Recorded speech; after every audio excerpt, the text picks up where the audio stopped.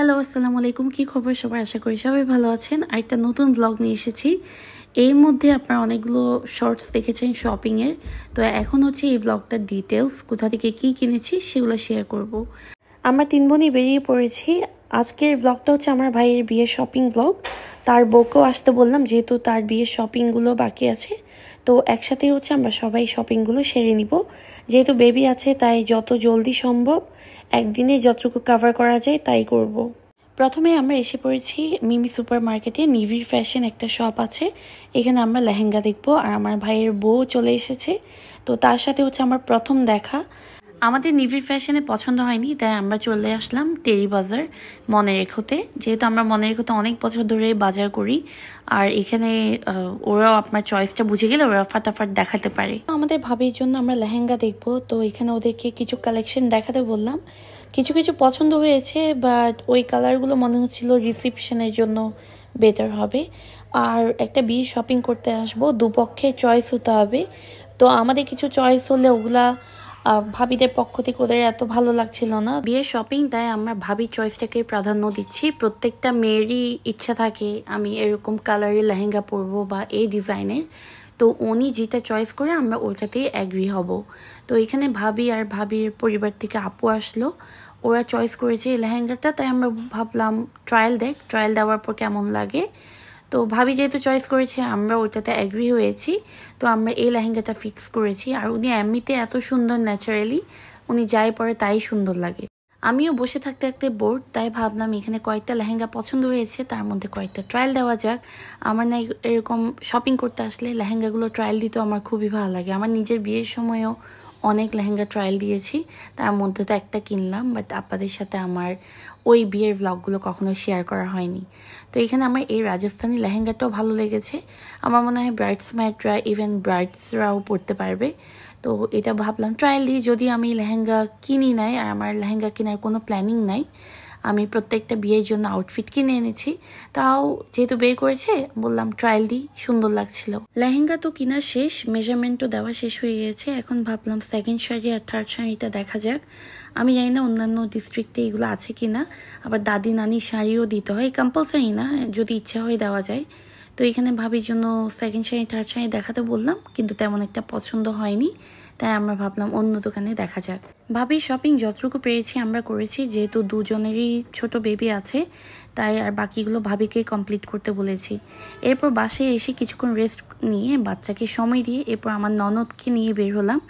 সে বিয়েতে কি আউটফিট পরবে সেটা দেখানোর জন্য তাকে ওয়েসিসে নিয়ে গেলাম। এখান থেকে যদি কিছু পছন্দ হয় তাহলে তাকে কিনে দিব, যে এটা তানিয়ার বিয়েতে পরবে।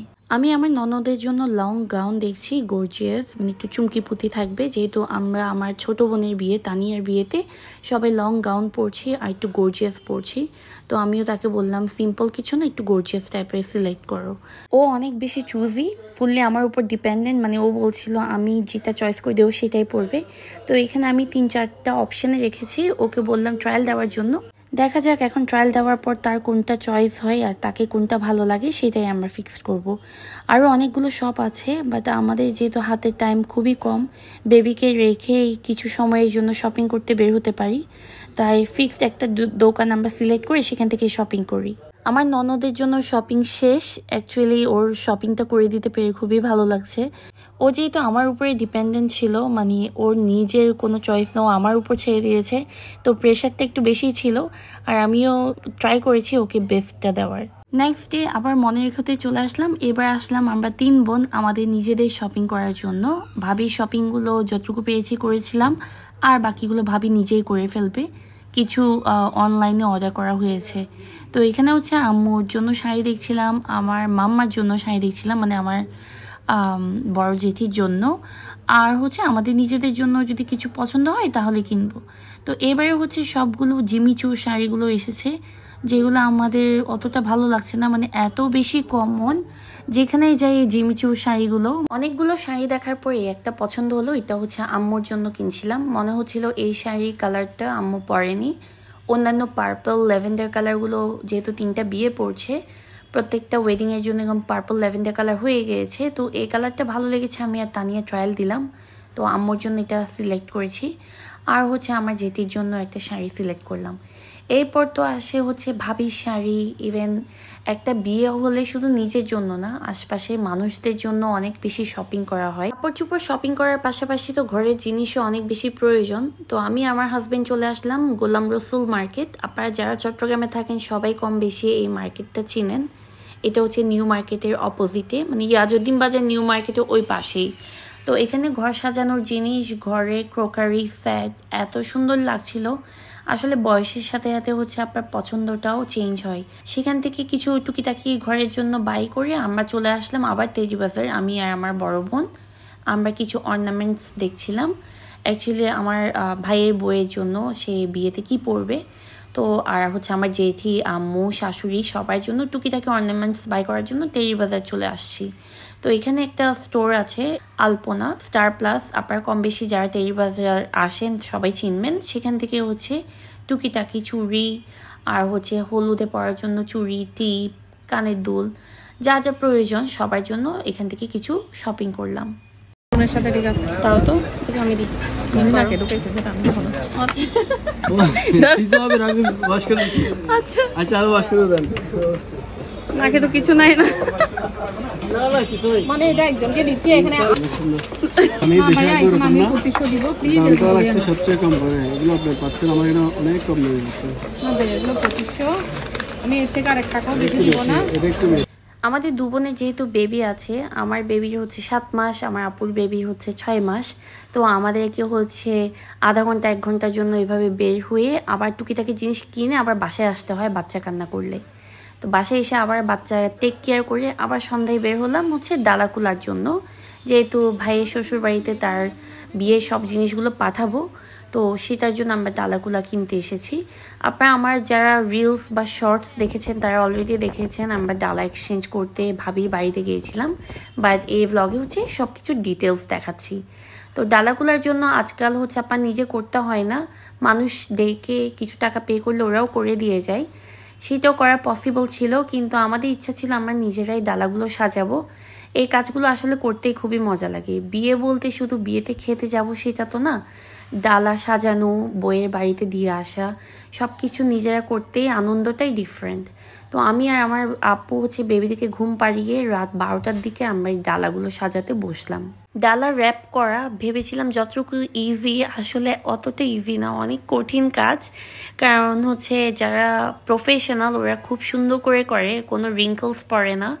বাট আমরা যেহেতু করছি আমাদের ভালোবাসা দিয়ে, নিজেরা বাচ্চা ঘুম পাড়িয়ে অনেক কষ্ট করে করছি জাস্ট ভাইয়ের বইয়ের জন্য, তো দুজনেই রাত জেগে কোনো মতো করলাম, কমপ্লিট করলাম।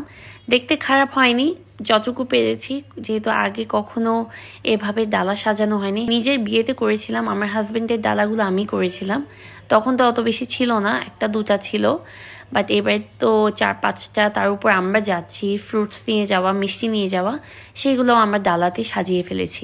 আমরা সবাই রেডি, আজকে হচ্ছে ভাবির বাড়িতে যাব।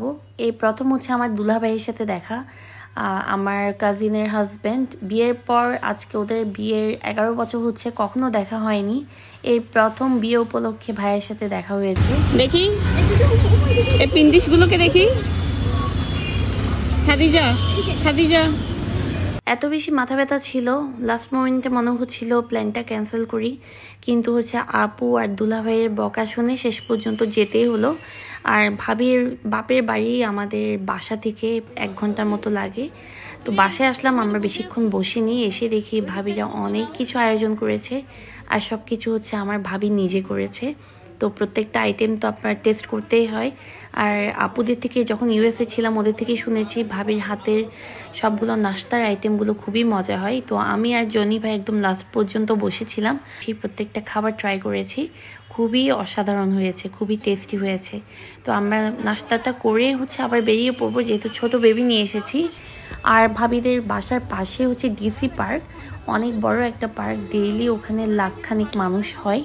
তো বাচ্চারা খুবই কান্নাকাটি করছিল ওরা পার্কে যাবে, তাই ওদেরকেও একটু পার্কে ঘুরিয়ে নিয়ে তারপর হচ্ছে আমরা বাসার দিকে রওনা দিব। এখানে টিকিট প্রাইস অত বেশি ছিল না, সবাই মিলে মনে হয় আমাদের 500 নাকি 1000 টাকা এসেছে। আর হচ্ছে ভেতরটা বেশ বড়, আপনার বাচ্চারা খেলার জন্য স্পেস আছে, লেক আছে, বোটিং করার জন্য, বিশাল বড় পার্ক। দিনের বেলায় বা মানুষ কম থাকলে হয়তো এটা সৌন্দর্যটা ভালো বুঝতে পারতাম। আমি আমার ব্লগটা এখানে শেষ করছি। আশা করি আপনাদের ভালো লেগেছে। ভালো লাগলে সাবস্ক্রাইব, লাইক অ্যান্ড শেয়ার করবেন। আর ভয়েস যেহেতু এখন ঠিক হয়েছে, আশা করি সব ব্লগগুলো জলদি শেয়ার করতে পারবো আপনাদের সাথে। আল্লাহ হাফেজ।